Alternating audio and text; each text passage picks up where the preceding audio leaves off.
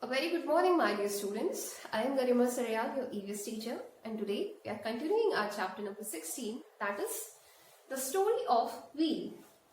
So, student, in this chapter we have studied that how does the man invented the first wheel, how does the small ideas were helpful in the invention of the wheel. We have studied that early humans used to run after the animals for food and clothes. He used to carry those animals on his back, or he just have to drag those animals which they have killed back to their caves. Or later he has studied that how can he use animals to carry the loads. But when he saw that animals are also taking time, then he invented some new ideas. Like he have seen that rolling of the logs of wooden logs take less time than just to drag them or just to carry them on their back. And dragging the heavy loads and carrying the heavy loads is much more tiring than just rolling them down.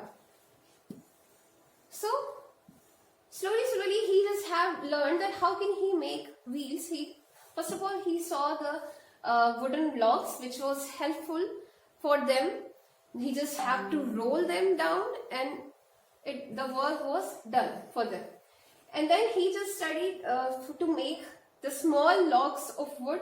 Then he made small wheels from that woods and he just connected that woods together and he made the things like this, the devices like this, and from that he just carry the loads from these devices and carry these loads very easily from one place to another place. So by all the process, he has learned that how can he create a wheel. So we can say that this was the story of wheel, that by this process the wheel was invented. So the first wheel was of the wooden wheel which was created by the early humans. So he used to carry the loads by the help of wheels, but later he has discovered that there are some more use of the wheels. Like he learned to make pots of cooking on the potter's wheel. He learned that how can he make the pots of sand or soil pots by the help of potter's wheel. Next he used it as a pulley to pull water out of a well. He used the wheel as a pulley. He used wheel and he found it that it is very helpful to carry water, to take out water from the help of wheel from the well.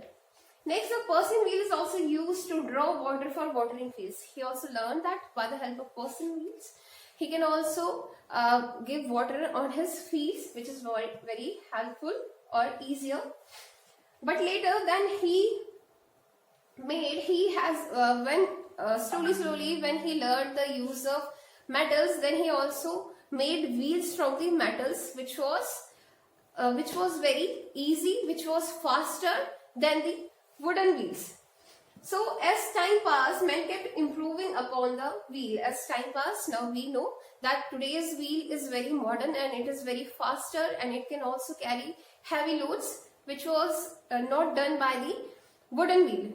Wooden wheel cannot run faster and it cannot carry much load as compared to the metal wheel, or we can say the rubber wheel which we use in today's time.